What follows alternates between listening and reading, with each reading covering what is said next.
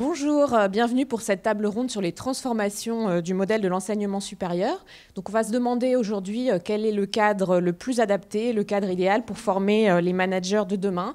Des managers qui vont être confrontés à un monde en pleine mutation, avec des mutations de plus en plus rapides, et puis aussi un certain nombre de défis, dont les défis environnementaux. Alors, les appels à questionner les modèles de formation, en fait, ça ne date pas de la crise sanitaire. Ça fait un certain temps, en fait, un certain nombre d'années, qu'on voit qu'il n'y a plus de carrière linéaire. On ne sait pas quels sont les métiers, forcément, qu'exerceront les jeunes qui sont en études. Et on voit à quel point c'est nécessaire de se former tout au long de la vie. Mais on a encore un modèle où la formation initiale pèse beaucoup plus que la formation continue. Et ça, c'est des questions qui étaient déjà présentes avant la crise sanitaire. Il y a aussi cette question de savoir quelle est la place du cours magistral. On a des cursus qui sont encore très orientés, très fondés sur ces cours magistraux, à une époque où, en réalité, on a tout le savoir à portée de clic. Alors peut-être que dans la salle, en fait, vous êtes nombreux à avoir toujours connu les téléphones portables, à voir Google et à pouvoir les interroger. Mais en fait, dans cette table ronde, en fait, je pense qu'on a connu aussi une période sans téléphone portable où voilà, le modèle du cours magistral était plus important. C'était plus important d'avoir le professeur qui venait délivrer le cours et les savoirs fondamentaux. Voilà, donc toutes ces questions-là, elles étaient présentes. Et en fait, la crise sanitaire, elle a donné un coup de projecteur à ces bifurcations, voilà, qui sont au cœur de ce printemps de l'économie. Elle a montré, en fait, déjà, elle a accéléré la transition numérique tout en pointant un petit peu les enjeux et puis le fait que l'équipement n'était pas tout, que la transition numérique, c'est pas seulement s'équiper de smartphones, s'équiper d'ordinateurs, mettre des réseaux, c'est aussi savoir quel modèle on met en place, quel type de télétravail, quel modèle de formation. Donc voilà, elle pose la question des formats dans les écoles. Et elle a aussi posé la question du sens des métiers, puisqu'on a vu qu'on s'interrogeait en fait aussi sur les métiers essentiels, sur l'apport des métiers de la santé, la nécessité du collectif et voilà, du travail commun, des défis collectifs à réaliser ensemble. Donc cette crise, elle nous interroge sur ces bifurcations. Et donc voilà, c'est les questions que vont aborder nos 4 intervenants. Donc il y a Delphine Lasserre qui est avec nous par visioconférence, voilà, depuis le Canada. Et donc on va présenter chacun de nos intervenants. Alors avec nous, il y a Sylvie Faucheux, que vous connaissez, que vous avez peut-être déjà entendu ce matin. Sylvie, je vous laisse vous présenter peut-être en 2 mots. Bonjour de nouveau à toutes et à tous. Moi, je suis professeur des universités en sciences et économiques, spécialisé sur le développement durable. Et je suis en fait au sein de l'INSEADO qui vous accueille aujourd'hui, dont le nom a changé, je peux le dire, puisqu'il y a eu la conférence de presse il y a quelques minutes. Maintenant, nous nous appelons Omnes Education. Voilà. Eh bien, je suis la directrice académique du groupe. Voilà. Et donc à ce titre-là, vous allez pouvoir nous parler un peu des choses, de la manière dont ça s'est passé avec la crise du Covid, des expériences concrètes et puis aussi les visions que vous avez pour les modèles de formation.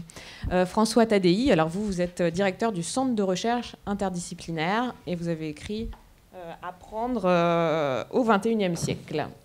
C'est bien ça? Qu'est-ce que vous souhaiteriez ajouter? Oui, je pense que je suis à la fois chercheur et explorateur des frontières de la connaissance et j'aime bien explorer de nouvelles manières d'explorer et essayer de voir comment on peut co-construire avec la nouvelle génération de nouvelles manières d'apprendre, de nouvelles manières de relever des défis qui sont toujours plus nombreux et essayer de mobiliser l'intelligence collective à la bonne échelle. Déjà, le faire à l'échelle d'une classe, c'est pas complètement évident. Le faire à l'échelle des réseaux sociaux, on voit que la bêtise collective se nourrit facilement sur ce genre de sujet. Et donc, comment est-ce qu'on peut inventer des manières de trouver des solutions tous ensemble à la bonne échelle? Ça fait partie des grands défis sur lesquels j'essaie de réfléchir un peu. D'accord. Alors, ça rejoint un petit peu aussi votre réflexion sur le collaboratif. Delphine Lasserre, je vous laisse vous présenter. Vous nous entendez? Je vous entends très bien, j'espère que vous m'entendez bien également. Mais oui, c'est parfait. Bonjour. Bon, parfait. Bonjour à tous. Alors, juste un détail. Oui. Mon nom, c'est Delphine Lasserre. Lasserre. Ouais, je suis désolée. C'est pas très grave, c'est juste un détail.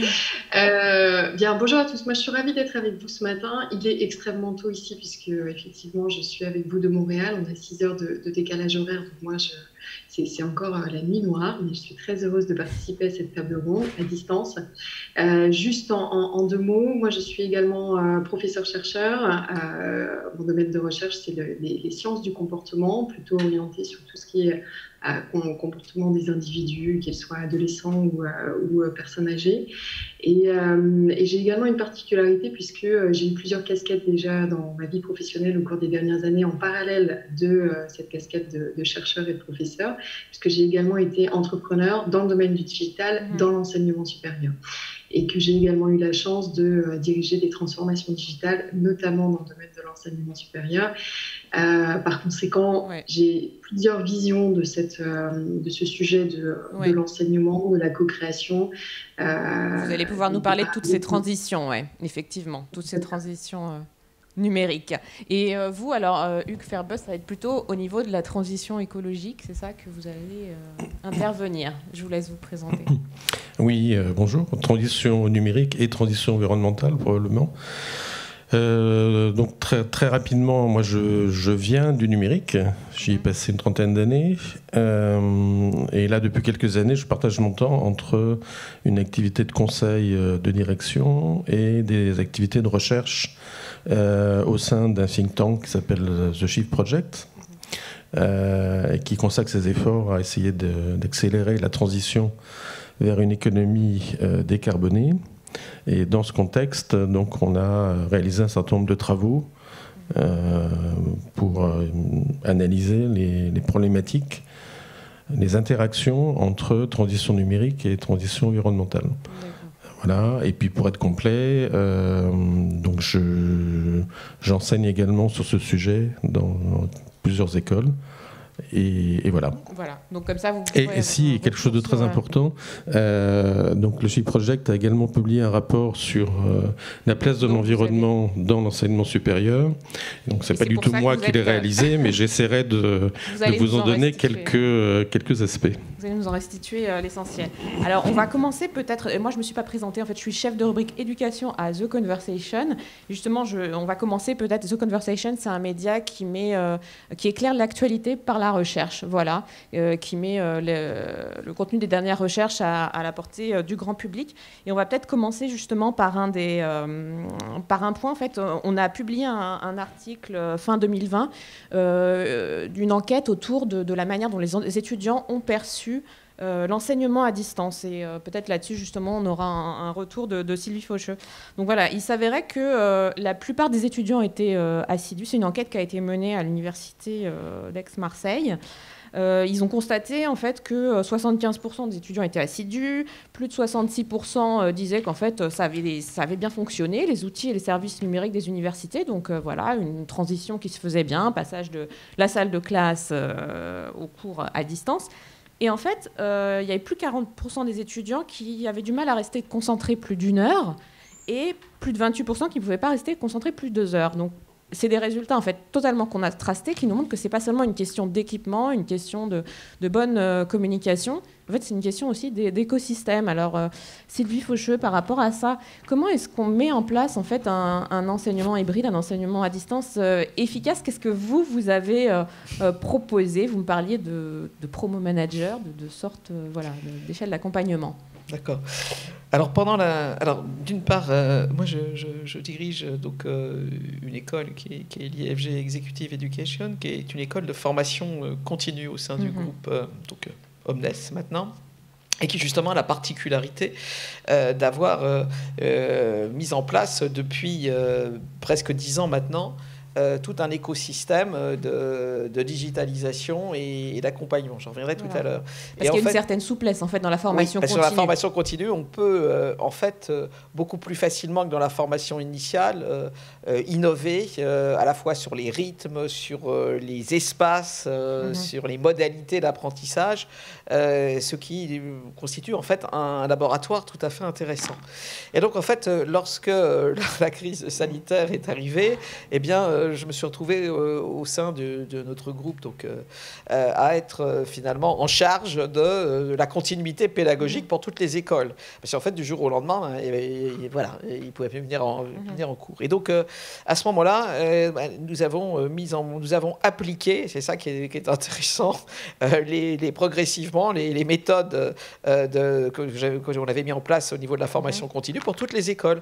Et donc, ça veut dire qu'on leur a proposé en fait déjà des cours online, puisque on a à peu près 250 cours, on disposait de 250 cours online qui leur a permis en fait tout de suite de pouvoir suivre un certain nombre de cours magistraux. On parlait des cours magistraux, donc on les utilise en fait, c'est qu'on a sous la forme de cours magistraux et ensuite nous leur avons appliqué, mais il a fallu former, ça c'est une autre question, tous les professeurs. Donc on a mis en place aussi une cellule de formation accélérée des professeurs.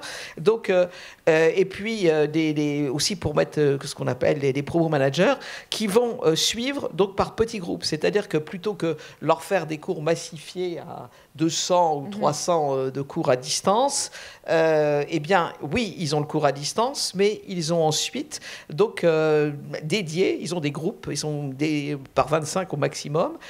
Chaque groupe donc va avoir un nom et va avoir sa promo manager qui va en fait les suivre, vérifier que chacun a été bien branché, voir s'il y a eu un problème, et il y a des points de rendez-vous qu'elle organise avec des experts qui vont poser qui leur permettent de poser des questions. C'est-à-dire qu'en fait on peut accélérer ce qu'on appelle dans le monde anglo-saxon la classe inversée, c'est-à-dire que c'est à distance, là le professeur est présent et répond aux questions. Donc en fait c'est un mixte tout à fait intéressant, je pense, entre les cours asynchrones qui sont online asynchrones, donc ils vont suivre, mais après dont ils peuvent discuter de façon synchrone avec un professeur qui va répondre à leurs questions et faire toute une série de groupes. Donc je pense que ce qui a permis de montrer la crise sanitaire, et partout d'ailleurs, parce que nous avons cette expérience, mais je sais bien que dans d'autres universités, des écoles et dans le monde entier, en fait, ça a permis d'accélérer, je pense, les expériences pédagogiques, et je crois que c'est ça qui a été tout à fait intéressant. De mettre en place en fait, des modes d'accompagnement, de voir comment... de mettre d'accompagnement, et puis de se rendre compte qu'en fait, il ne suffit pas de mettre un cours online, ce qu'on appelait avant les MOOC, pour pouvoir remplacer un cours. Non, c'est beaucoup plus compliqué que ça. Et en fait, ça n'engendre pas nécessairement aussi des économies. Parce qu'en réalité, il faut aussi investir non seulement dans un matériel de qualité, mais aussi dans un personnel d'accompagnement de qualité qui a un autre rôle que le professeur traditionnel. Donc en fait, ça nécessite la construction d'un écosystème nouveau d'apprentissage. Tout à fait. Alors vous avez cité le mot MOOC. On peut rappeler que les MOOC, en fait, en 2010, c'était des cours en ligne. On se disait qu'ils pouvaient être accessibles à tous, gratuits. Et on se disait que ça allait être une véritable révolution. Et en fait, il y avait des taux de décrochage très, très importants. Donc en fait, voilà, ça renvoie à ça aussi. Je pense que, notamment pour les plus jeunes, cette notion d'accompagnement, cette notion qu'on a mis en place de promo manager, qui pourrait permettre d'éviter ce décrochage, ces rendez-vous aussi avec des experts qui vont répondre aux questions, et puis en fait cette notion de groupe qui reste, parce qu'on forme des classes virtuelles de 25, pas plus, permet à ce moment-là de se sentir accompagné et de ne pas être complètement perdu dans la masse. Tout à fait. Donc on va revenir sur ces questions-là un petit peu d'organisation. On va rester là sur la question de ce que la crise a provoqué comme prise de conscience. Delphine Le Serre, vous me dites s'il y a un souci de prononciation, je suis désolée, pour tout à l'heure.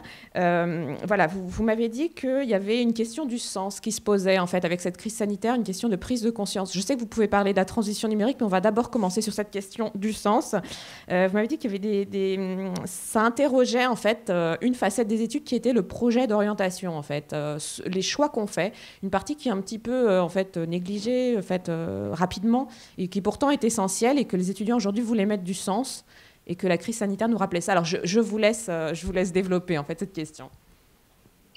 Oui, tout à fait. C'est quelque chose qui est apparu très nettement depuis la reprise des cours post-Covid, là, qui se fait de manière progressive, qui est le fait que finalement, cette crise qu'on a connue et ce shift qu'ont vécu les étudiants, quel que soit leur type de formation, les a amenés à s'interroger sur alors, la question du sens et ce qui est intéressant également, qui est très nouveau, la question du bonheur individuel et collectif. C'est quelque chose qui est très présent à l'intérieur des différentes formations et qui finalement est très peu abordé dans les cursus universitaires ou dans les cursus d'enseignement ou d'enseignement supérieur. Ce sont des questions qu'on n'aborde pas. Il y a un peu un vide à ce niveau-là. Et comme il y a un vide, eh bien forcément, il n'y a pas de réponse aux questions, ou du moins les réponses aux questions qui existent sont fournies aujourd'hui par deux acteurs, deux dimensions. Le premier, c'est tout ce qui est en lien avec le domaine du développement personnel, qui offre un certain nombre de réponses aujourd'hui sur ces questions du sens, du bonheur, de la quête d'un bonheur qui serait encore une fois soit personnel, individuel, soit collectif. Et puis, et où de l'autre côté, donc avec toute cette sphère du développement personnel, avec à la fois les aspects positifs que ça peut apporter, puisque ça peut apporter effectivement des réponses sur du court ou moyen terme. Et on voit là le succès d'un certain nombre de plateformes en ligne du type Mindvalley. On voit aussi le succès dans le top 3 des cours qui sont les plus visionnés quand vous regardez sur Coursera. Vous avez le cours de Science of Wellbeing, de Science of Wellness, qui arrive après Deep Learning et après Apprendre à apprendre. C'est-à-dire qu'aujourd'hui, en fait, on va en ligne aussi pour... vous citez ce cours en ligne, là, ce MOOC, en fait. On veut pas seulement acquérir des savoirs, on veut s'interroger sur ce qu'on doit apprendre, sur ce qui a un sens. On veut construire un projet, c'est ça de manière plus précise, en fait, il y a une véritable recherche de réponses à des questions. C'est-à-dire que, et ça c'est abordé, c'est assez intéressant. J'ai vu passer d'ailleurs un article qui a été coécrit par l'un des professeurs-chercheurs de l'une des écoles de Omnes Éducation maintenant, qui souligne justement ce sujet sur le fait que les managers, moi je vous parle des étudiants, mais en fait là il y a véritablement un questionnement qui est apparu de manière très globale chez les managers, chez les étudiants, sur la question du sens de leur activité professionnelle et du sens d'un point de vue plus méta, du sens de finalement leur vie sur cette planète. Quel est le sens qu'ils y mettaient, quel est le sens qu'ils en donnent, tant en tant qu'individu qu'en tant que manager, collaborateur dans une entreprise. Et ça, effectivement, c'est quelque chose qui est assez nouveau et qui est verbalisé même dans les formations. Aujourd'hui, j'ai de plus en plus d'étudiants qui posent ce type de questions. Et effectivement, pour trouver des réponses, il y a différentes sphères et les cours en ligne peuvent être également des sources de réponses s'il existe des cours qui permettent de trouver des réponses à ce type de questions. Et juste en termes d'indicateurs, c'est pour ça que je citais effectivement ce cours sur The Science of Wellbeing, Wellness, qui est top 3 sur Coursera et qui a déjà été visionné environ 2 millions d'apprenants. Donc c'est un indicateur extrêmement fort. Donc oui, il y a cette question qui est apparue et qui apparaît de manière plus intense, je trouve, suite à cette crise, et qui n'est pas adressée encore par beaucoup d'établissements d'enseignement supérieur, mais qui, chemin faisant, je pense que ça va devenir quelque chose de très, très présent. Et cette question, elle apparaît à côté de deux autres questions qui sont très, très, très présentes. La première, bien évidemment, elle est liée à l'impact des actions de l'homme sur l'environnement, tout ce qui est en lien avec le réchauffement climatique, la dégradation de l'environnement. Là aussi, il y a eu une prise de conscience qui a été accentuée par la crise du Covid. Alors là-dessus, Luc Ferbeuf développera justement. Vous me faites la transition, c'est parfait. Parfait. Oui. Et l'autre question, je vous laisse. Le deuxième, c'est la question de la collaboration de l'homme avec un grand H, de l'humain, à côté des machines intelligentes, puisque finalement, au cours de cette crise, ce que les uns et les autres ont pu observer, c'est également la rapidité avec laquelle les technologies ont permis d'aider un maintien progressif, et se sont finalement implémentés encore plus rapidement qu'auparavant dans l'ensemble des sociétés. Et donc ça pose également aujourd'hui la question de finalement, alors vous posiez la question en introduction des métiers, du devenir des métiers versus cette intelligence artificielle. On commence à avoir aujourd'hui quand même des tendances qui sont posées, sur lesquelles on a des consensus sur les métiers de demain, même si on n'est pas capable effectivement de pouvoir dire que dans 10 ans, dans 15 ans, tel et tel métier seront les métiers qui existeront, mais on sait déjà quelles sont les grandes caractéristiques, et ça suppose également un ensemble de questions sur... S'interroger, comment on va se positionner par rapport, en tant qu'homme, par rapport à l'intelligence artificielle, ce qu'on peut apporter. Et là-dessus, je pense que c'est François qui rebondira après. Mais alors d'abord, on va commencer avec vous, Hugues Ferbeuf, sur la question de la transition environnementale, de cette urgence. Voilà, la crise sanitaire nous a renvoyé en fait à ces urgences et cette nécessité de transformer un petit peu les savoirs et les cursus. Oui, alors je vais peut-être rebondir sur ce que Delphine a dit.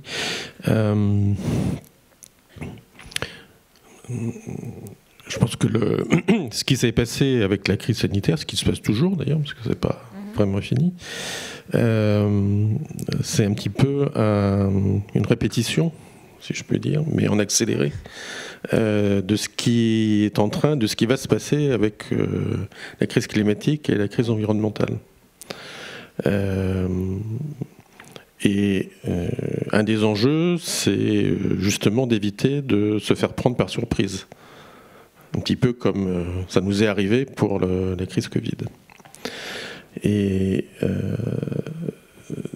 ce qui s'est passé, ce qui est en train de se passer pour la crise climatique, en fait, doit nous inciter à nous interroger en fait, sur tout un tas de choses. Mais pas seulement... et de ne pas considérer, je dirais, la technologie juste comme un moyen de perpétuer un mode de fonctionnement qui n'est pas forcément soutenable, même avec la technologie. C'est un peu ça qu'on essaie d'expliquer dans nos rapports. Et ce que je viens de dire, en fait, c'est une des modalités du questionnement sur le sens.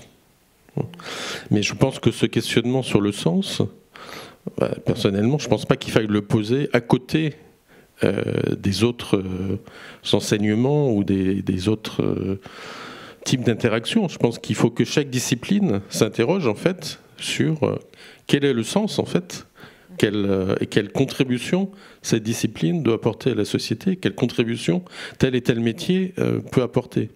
Et effectivement, cette interrogation, on la trouve aujourd'hui dans le milieu des entreprises, qu'à la limite je connais mieux que le milieu de l'enseignement, précisément parce que beaucoup de gens ont le sentiment qu'on arrive au bout, en fait, d'un cycle, au bout d'un modèle, et que il est important de redéfinir en fait une vision de ce vers quoi on veut aller. D'accord. Et je dirais que le changement climatique est un accélérateur en fait de cette prise de conscience.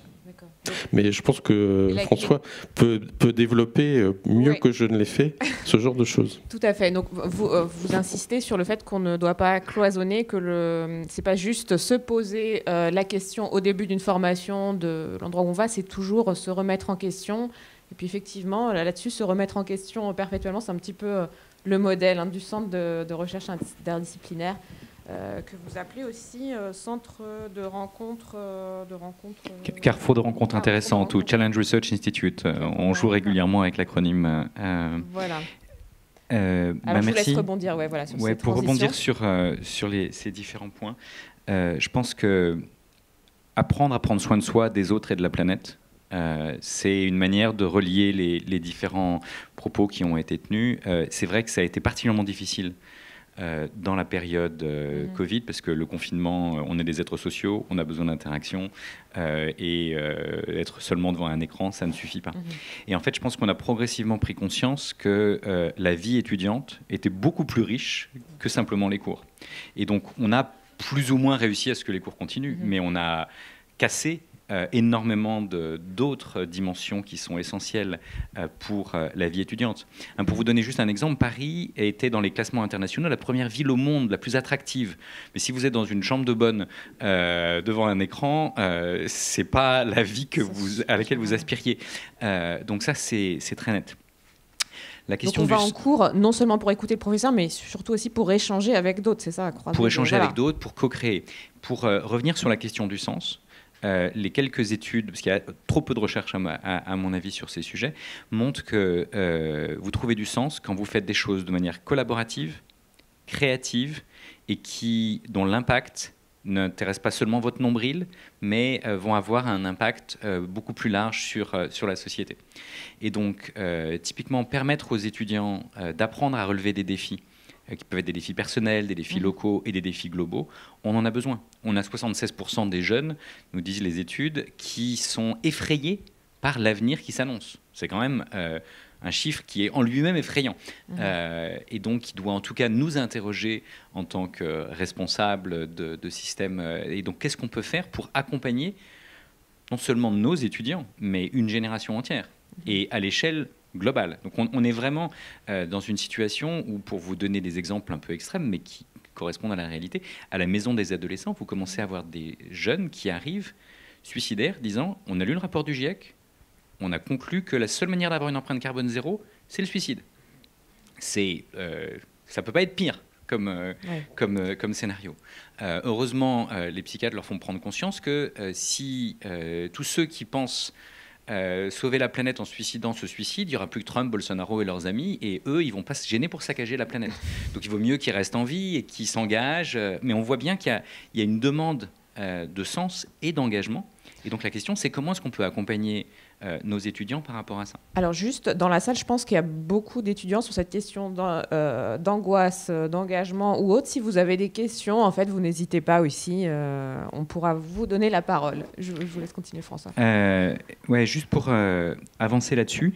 À propos de MOOC sur Coursera, il y en a un que je recommande qui s'appelle Leaders of Learning, qui a été créé par Richard Elmore, qui malheureusement est décédé cette année, mais qui nous dit, quand on pense à un modèle éducatif, on peut s'interroger sur 2 ou 3 questions. La première, c'est est-ce que vous avez choisi ce que vous avez appris ou est-ce qu'on vous l'a imposé? La deuxième, c'est est-ce que vous êtes en compétition avec les autres ou est-ce que vous êtes invité à coopérer avec eux?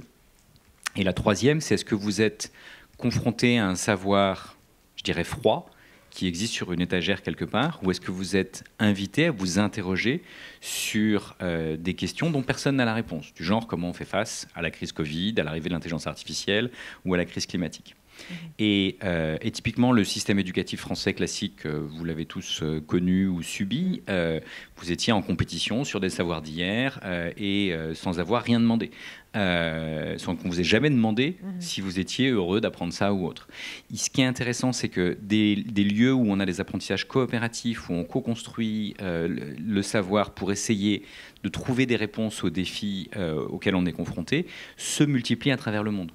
L'école la plus inspirante d'après la Fondation Lego pour mieux préparer au XXIe siècle est en Haïti. Donc ce n'est pas du tout une question de ressources, c'est une question de pédagogie et d'attitude pour aider les jeunes à trouver du sens. Il se trouve que ces méthodes, nous on essaye de les développer à notre échelle, Harvard le fait, il y a plein de gens qui le font à travers le monde, donc c'est en train de se développer, c'est encore minoritaire. Et donc la question de comment est-ce qu'on fait passer ce genre de méthode à l'échelle, comment est-ce qu'on apprend les uns des autres à relever des défis, et typiquement relever des défis en apprenant les uns des autres, c'est ce que font tous les chercheurs. Et donc les méthodes scientifiques, les méthodes issues de la recherche sont particulièrement inspirantes parce qu'elles peuvent permettre à tout un chacun, comme on est tous nés chercheurs, d'utiliser des méthodes qui viennent de différentes disciplines, qui peuvent se mettre au service des défis, plutôt que les étudiants soient au service des disciplines, ce qui est quand même trop souvent le modèle éducatif dominant. Voilà. Mais je pense que pour relever les défis de demain, enfin, vous êtes d'accord, Delphine Le Serre et François Tadei, sur le fait que les fondamentaux sont toujours essentiels. Enfin, il y a un ensemble de fondamentaux à... Certainement, mais juste pour donner quelques chiffres. Depuis le XVIIIe siècle, il y a 100 fois plus de publications tous les 100 ans. Ça veut dire que depuis le XVIIIe siècle, on est à 1 million de fois plus. Donc, les savoirs de base, il y en a 1 million de fois plus. Donc, passer 1 million de fois plus de temps sur dans un amphi, c'est quand même, déjà que c'est assez fastidieux, 1 million de fois de choses fastidieuses, ça ne le fait plus. Par contre, ce qu'on peut faire, c'est du just-in-time learning. C'est apprendre au moment où on en a besoin, ce dont on a besoin. Et pour accéder à la connaissance au moment où on a besoin, il faut effectivement quelques briques fondamentales, mais pas des murs entiers de briques fondamentales sur lesquelles on va se casser la tête. Par contre, être capable, par exemple, d'avoir des GPS de la connaissance pour accéder à la connaissance dont on a besoin au moment où on a besoin, pouvoir trouver des mentors, des pairs et des gens qui vont pouvoir nous accompagner dans nos projets au moment où on en a besoin, ça c'est essentiel. Alors, sur la question en fait, des fondamentaux, je pensais aussi dans votre ouvrage, vous renvoyez beaucoup à la Grèce antique, à la question de la maïotique et de Socrate. Ça veut dire qu'il y a des méthodes déjà inventées depuis des siècles qui sont toujours valables. Ça, là-dessus, en fait, c'est un des points que vous soulignez et dont vous parliez aussi, Delphine Le Serre. Je vais vous laisser continuer sur la question des fondamentaux. Alors, c'est pas forcément, c'est faire un choix dans les fondamentaux et puis les enseigner autrement. Comment est-ce que vous abordez ça, la question de la collaboration et du bagage essentiel à transmettre? Il y a deux sujets, le sujet de la collaboration, le sujet des fondamentaux, c'est deux sujets distincts, même si effectivement on les aborde ensemble dans la dynamique de classe. Mais moi, je suis tout à fait d'accord avec ce que vient de repréciser François. Sur les sujets des fondamentaux, pour répondre à votre question, effectivement, il faut des fondamentaux parce que c'est grâce à ces fondamentaux qu'on développe l'esprit critique et que aujourd'hui, j'ai envie de dire plus qu'hier encore, les innovations et sans doute les nouveaux chemins qui nous permettront de répondre à ces défis seront générés par une capacité à mobiliser son esprit critique. Et pour pouvoir mobiliser un esprit critique, il faut être capable de se référer, de se heurter à des connaissances qui sont fondamentales et qui sont solides, mais qu'on peut complètement acquérir par soi-même via des connaissances froides, hein, comme effectivement le rappelait François. Donc oui, des fondamentaux qui doivent servir, toujours apprendre des choses qui servent à développer, à réfléchir. On revient effectivement à la Grèce antique, à la philosophie. Et puis sur l'aspect collaboratif, c'est essentiel, et encore une fois, peut-être encore plus aujourd'hui et demain que ça ne l'était hier, parce que la collaboration entre les individus, mais qui nécessite, la collaboration, ça nécessite une connaissance dans ses relations interpersonnelles, donc au départ déjà la connaissance de soi. Cette collaboration, elle est indispensable dans le monde de demain. On voit, les innovations qui sont les plus pertinentes, elles sont générées par de la co-création. Et ça prend, j'ai envie de dire, là, on est sur des questions qui traitent de l'enseignement supérieur, mais finalement, ça prend depuis tout petit. François citait l'exemple, effectivement, de l'école, cette école en Haïti. Ça prend depuis tout petit. Et ça se travaille tout au long de la vie, depuis tout petit, cette co-création et cette collaboration de apprendre sur soi-même et apprendre sur les autres, les connaissances interpersonnelles, qui permettront d'ailleurs aux managers d'être des managers encore plus bienveillants, encore plus efficaces, et puis de générer ces innovations pour demain. Donc la nécessité de collaborer, en fait, vous invitez à sortir un petit peu des cases, à sortir des silos, à faire travailler les jeunes ensemble, à faire du travail de groupe. Alors là-dessus, Sylvie Faucheux, vous, qu'est-ce que vous mettez en place justement pour casser un petit peu les ordres déjà établis et qui ne permettront pas en fait de répondre forcément aux questions du futur? D'accord. Ah oui, je voulais rebondir sur ce qui vient d'être dit. Effectivement, cette collaboration dont il est question nécessite en fait une responsabilité partagée entre l'enseignant et puis les étudiants.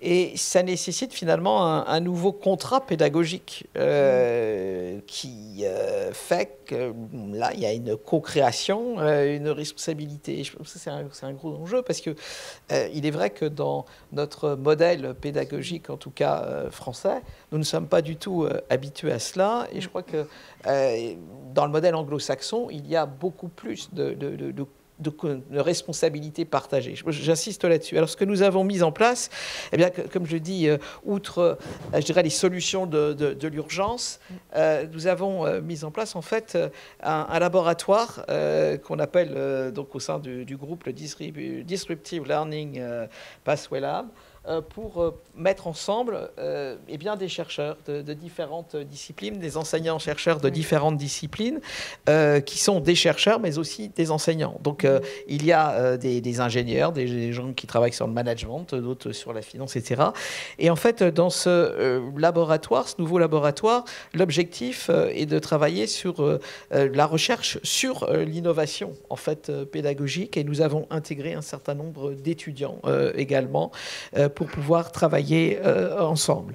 Alors, c'est une innovation parce qu'en fait, nous pouvons le faire compte tenu du nombre d'écoles très diverses. Donc, ça peut être fait aussi dans des universités où il y a des laboratoires qui peuvent profiter de la pluridisciplinarité. Alors, vous avez cette collaboration à la fois chercheurs, enseignants, étudiants, mais vous avez aussi des doubles diplômes pour faire travailler des jeunes de différentes filières. C'est important d'apporter des expertises. Alors, oui, donc des doubles diplômes, vous l'avez dit, mais aussi beaucoup de partenariats avec des entreprises. Alors, des doubles diplômes, pourquoi ? Bien parce que je pense que avec des universités étrangères en particulier, mais aussi françaises, ces doubles diplômes permettent d'avoir à la fois une vision plus académique avec une vision plus professionnelle.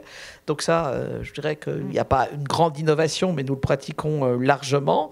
Et aussi avec une ouverture internationale, notamment en mixant des étudiants qui sont des étudiants africains avec des étudiants français.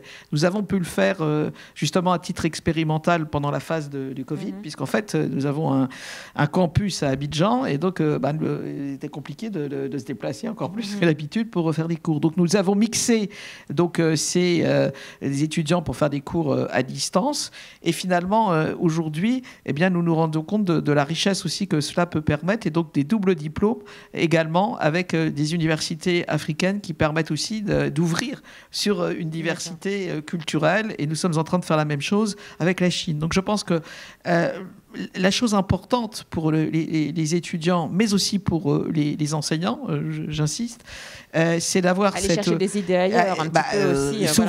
S'ouvrir, mettre en œuvre toutes les habitudes de la recherche au service de la pédagogie, de l'innovation pédagogique, s'ouvrir donc aussi aux grands enjeux, parce que le questionnement, nous l'avons aussi, bien entendu, comment intégrer dans tous les enseignements, mais aussi comment aussi pouvoir développer des nouvelles formations intégrant donc les questions de la bifurcation écologique. Bon, nous avons ces interrogations-là.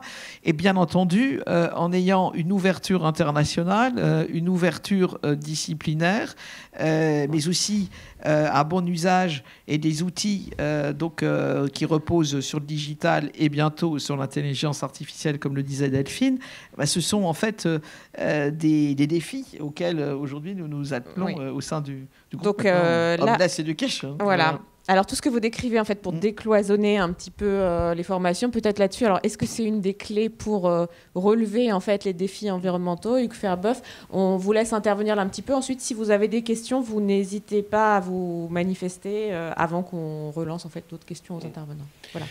Oui, je vais parler de ça et je vais rebondir sur ce que vient de dire Sylvie et aussi ce que disait Delphine avant. Mais je pense deux mots sur lesquels je voudrais insister. Donc, fondamentaux et transdisciplinarité. Et donc, très clairement, je pense qu'il faut que la compréhension de l'environnement, de la dimension environnementale, soit considérée comme un des savoirs fondamentaux. Parce qu'on s'aperçoit que faute d'y être, eh bien, on prend des directions qui s'avèrent être des impasses à plus ou moins long terme. Donc, ça veut dire que dans toute discipline, en fait, on devrait pouvoir expliquer, intégrer la dimension environnementale, que ce soit de la finance, du marketing, de la technologie. Un exemple là-dessus, comment est-ce qu'on intègre la dimension environnementale? Je peux prendre l'exemple du numérique, qui est celui que je connais bien. Aujourd'hui, on sait que l'augmentation de l'empreinte environnementale du numérique, elle n'est pas, je dirais, fatale, mais elle est liée à des choix en termes de conception et en termes de modèle d'affaires, notamment. Eh bien, il faut arriver à tirer parti de ce constat et faire en sorte que lorsqu'on parle de conception de logiciels, par exemple, eh bien, on introduise, pour simplifier, la notion d'éco-conception. Donc s'interroger sur quelle sera la conséquence environnementale de la mise en œuvre de ce logiciel et faire en sorte qu'elle soit la plus faible possible.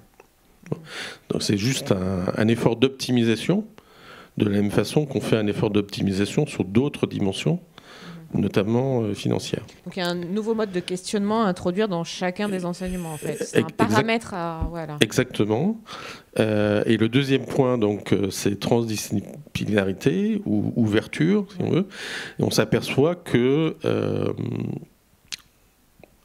la crise, pour simplifier, la crise climatique, la crise environnementale, va avoir des conséquences systémiques. Et face à cette situation, on ne peut pas raisonner en silo. Et donc il faut, et là on est très en retard là-dessus, il faut pouvoir mener des réflexions qui vont conjuguer des savoirs différents. De finance, de santé, de technologie, etc. D'accord. Donc là, la question de conjuguer les savoirs différents, c'est un peu votre spécialité, François, parce que les jeunes même inventent leur propre diplôme, choisissent les sujets dont ils vont s'emparer.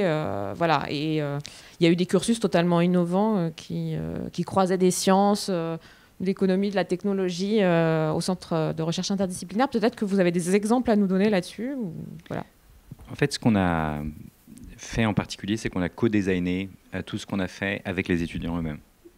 Et je pense que les aider à voir comment apprendre à relever ces défis en utilisant les différentes disciplines qui se mettent au service de leur projet me semble très important. Et là, on est en train d'essayer de sortir de nos murs et d'offrir ce genre de méthode à d'autres en travaillant avec tous les acteurs qui ont envie de collaborer à ce niveau-là.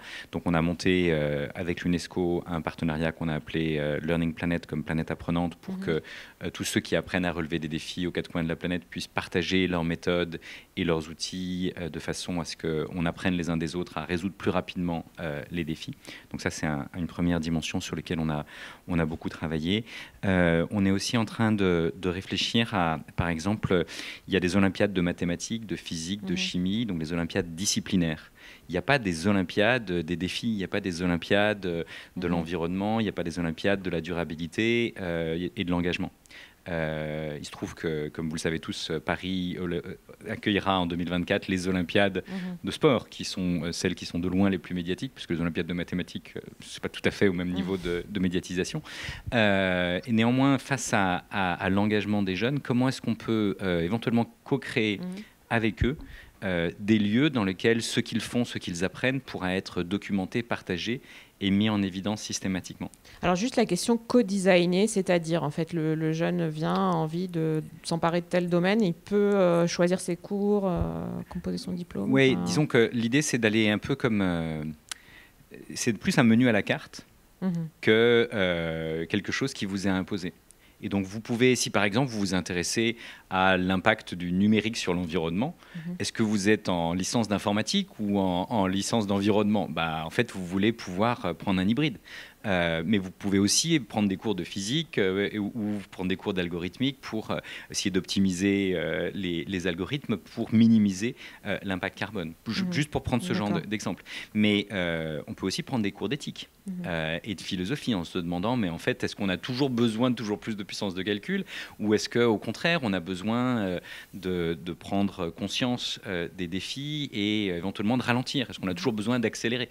On peut se poser tout un tas de questions et ça, chaque discipline peut apporter des éléments de réflexion à ses étudiants, mais c'est à eux, quelque part, d'inventer, y compris les métiers de demain.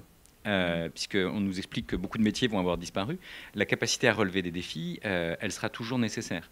Donc, et co-designer avec eux à la fois des environnements d'apprentissage, mais aussi des environnements numériques. D'accord. Donc, comme le disait Delphine Le Serre, en fait, on pose la question avant et ensuite on choisit les cours qui permettront de construire le projet qui répond à cette question. C'est un petit peu ça, en fait, Delphine, que vous vouliez dire aussi au début. Je vous vois acquiescer. Oui, tout à fait, c'est tout à fait ça, Aurélie. Alors, c'est tout ce qui vient d'être dit là sur la transdisciplinarité, la pluridisciplinarité, moi, me touche tout particulièrement, puisque pendant de nombreuses années, notamment lorsque je vivais en France, je me heurtais à cette incompréhension par rapport à mon parcours, parce que moi-même, à l'origine, je suis ingénieure en physique des composants pour la microélectronique et les nanotechnologies, donc j'ai fait beaucoup de physique fondamentale, de physique quantique, et puis j'ai également un doctorat en sciences du comportement, en plus avec une application en marketing, donc tout ce qui est du domaine du management, sciences humaines et sociales, discipline 6 universitaire en France. Et très souvent, quand on me posait des questions sur mon parcours, les gens ne comprenaient pas. Et pourquoi est-ce que, pour quelle raison tu as fait de la physique et tu étais ingénieur et ensuite tu as un doctorat en sciences humaines, en comportement de l'individu.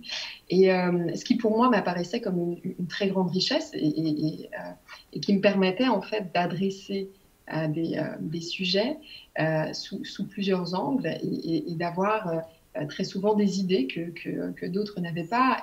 Et c'est sans doute la raison pour laquelle moi j'ai toujours incité effectivement mes étudiants et mis en place des dispositifs pédagogiques qui tendaient à cette pluridisciplinarité ou à cette transdisciplinarité, parce que quand on la porte, bien évidemment, elle vibre encore plus.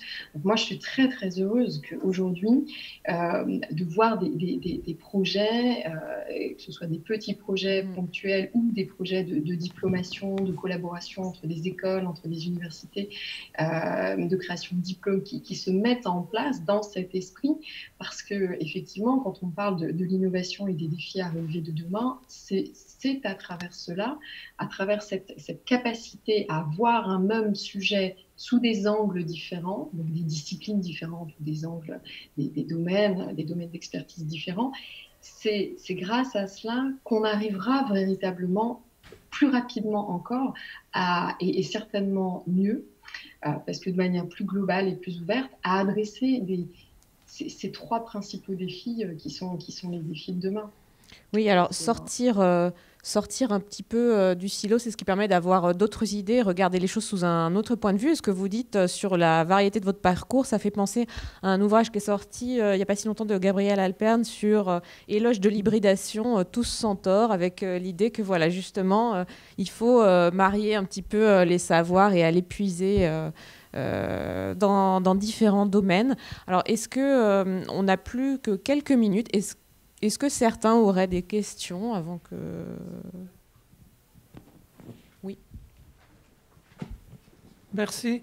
Je voudrais savoir aujourd'hui où en est l'enseignement supérieur. Quelle bifurcation massive aujourd'hui devant l'enseignement supérieur, quand on sait qu'hier, c'était l'internationalisation, c'était les délocalisations, oui. C'était aussi, dans le sens inverse, une lutte pour attirer les talents et les créatifs. Alors, où en est-on aujourd'hui? Est-ce que ça sera la délocalisation? Ça sera quoi exactement aujourd'hui? Merci. Alors, est-ce qu'il y aura d'autres questions pour qu'on les prenne tout ensemble pour répondre la question? Oui.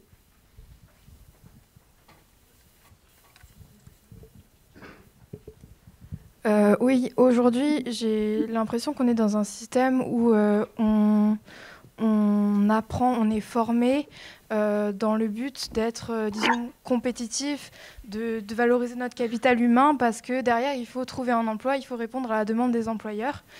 Et du coup, je me demande, dans le cas de disons, co-création de notre parcours, comme vous l'avez expliqué, dans quelle mesure en fait ça peut marcher, parce que derrière il y a toujours le besoin d'être compétitif. Et on l'a vu avec la réforme qui touche le lycée.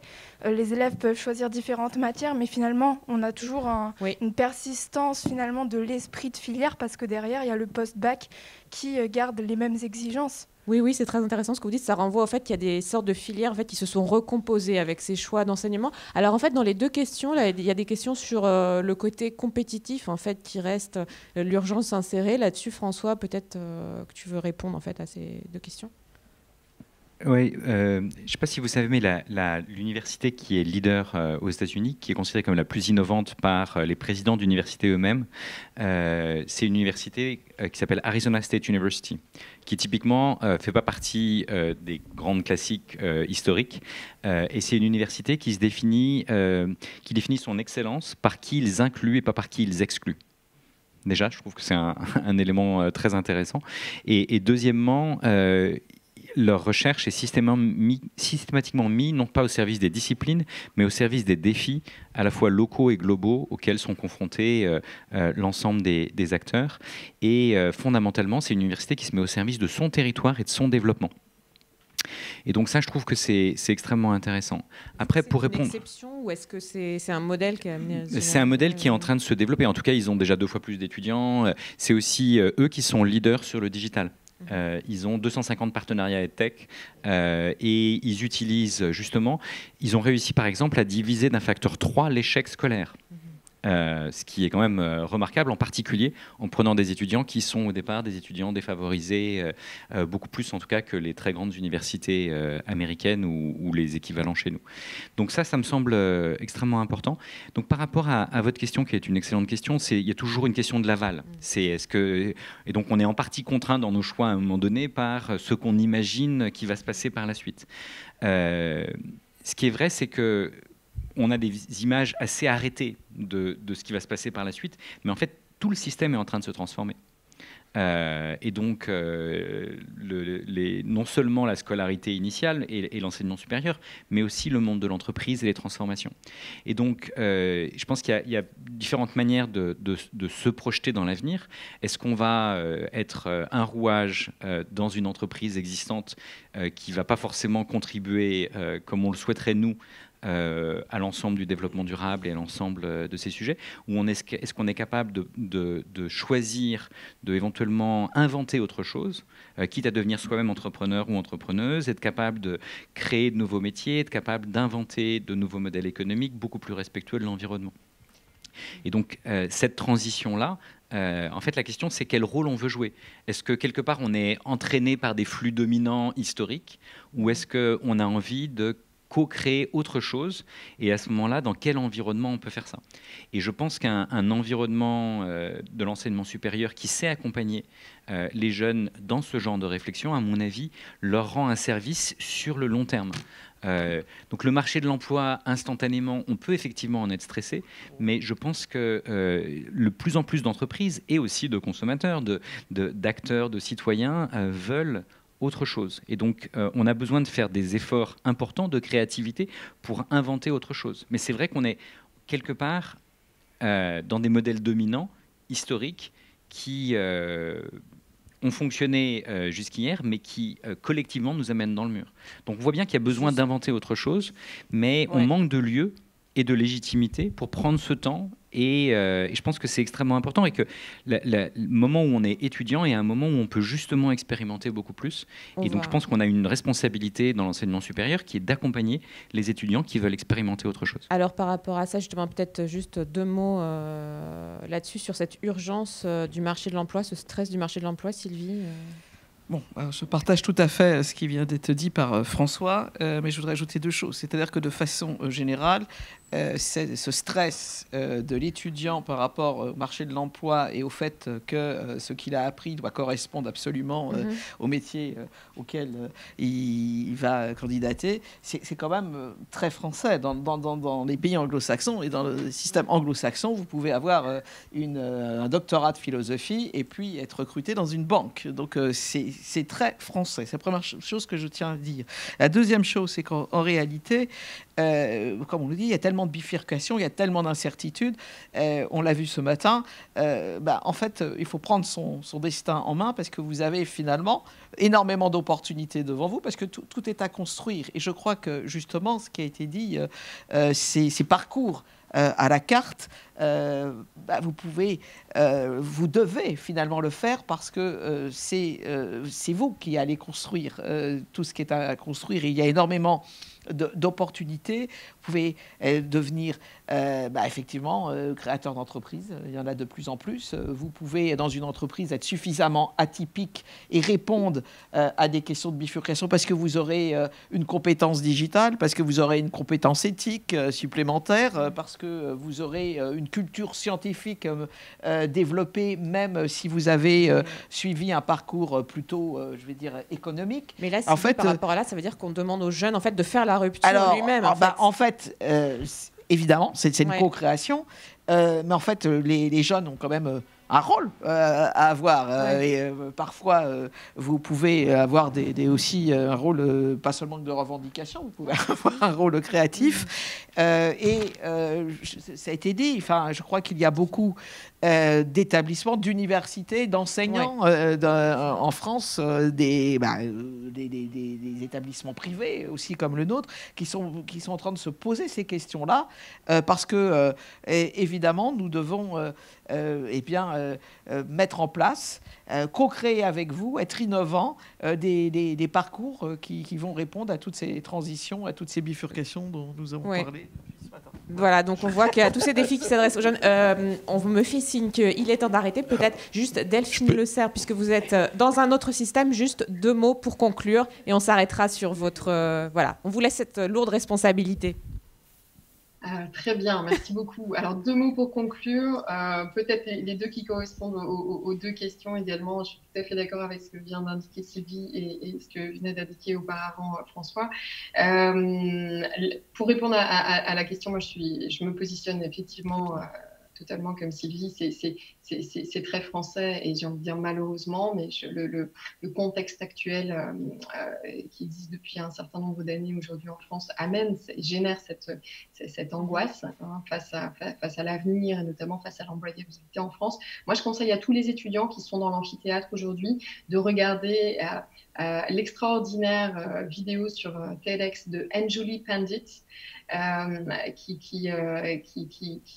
qui parle justement de tout cela, de sa vision, elle étant d'origine indienne, ayant voyagé un peu partout dans le monde et quand elle avait une 20aine d'années, se trouvant aux côtés d'Al Gore pour travailler sur un très grand projet en lien avec le développement durable et qui voyait que des opportunités dans sa vie professionnelle et dans le fait d'être jeune et de commencer une vie professionnelle. Et quand elle arrive en France, elle rencontre des étudiants français qui, eux, ne voient que des menaces parce qu'effectivement, ils sont dans ce contexte. Regardez cette vidéo, elle est extraordinaire et vous en tirerez des éléments positifs. Et concernant la première question sur où est-ce qu'on en est, je pense qu'on va s'arrêter sur ce... Merci beaucoup, Delphine. On va s'arrêter sur ce super exemple de rupture et en fait, voilà, 2 jeunes qui initient une bifurcation. Une seconde, vraiment. Juste pour finir de répondre à la question posée qui est très importante, il ne faut pas oublier qu'il y a de plus en plus d'entreprises à mission et il y a de plus en plus d'entreprises qui sont en train de le devenir. C'est-à-dire que le questionnement qui a lieu dans l'enseignement supérieur, il a lieu aussi dans les entreprises. Voilà, pour pouvoir se lancer dans un autre projet et trouver du sens. Merci à tous.